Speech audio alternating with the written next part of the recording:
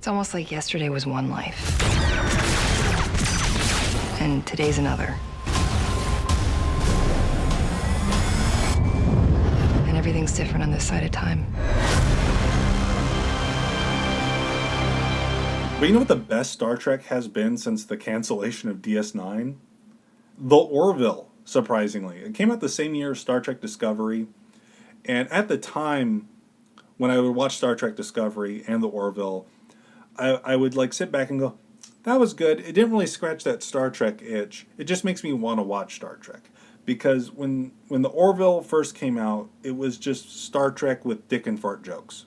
And I was like, okay, this is fine. I don't really find Seth MacFarlane's humor, that funny. It's just who I am. I don't know. It just doesn't really connect with me. But as the Orville went on, it got better and better and better, where it didn't feel like a Star Trek parody anymore. It just felt like something that could stand shoulder to shoulder with Star Trek. The third season of the Orville, called New Horizons, is probably some of the best science fiction I've seen on television in a long time. It's the best one and done sci-fi stories I've seen since probably the 90s or early 2000s. They handled so many topics with maturity and intelligence in a show that started off as just Star Trek with dick and fart jokes. It really blew me away. And they actually adapted one episode that couldn't be filmed due to the coronavirus. They adapted one episode into a novel, which I read, and it was called Sympathy for the Devil. And the premise of it was there was a guy who was trapped in basically a holodeck his entire life, but it was set for World War II.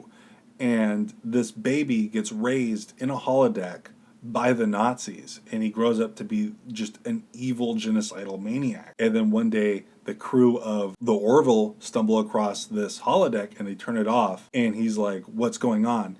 And it's like, okay, so what do we do with this guy? He's a genocidal maniac. He killed thousands of Jews, but they weren't real. And it's just this interesting moral quandary of what do you do with this man? It doesn't hold your hand. It doesn't give you an easy answer. It was great. I wish this got adapted.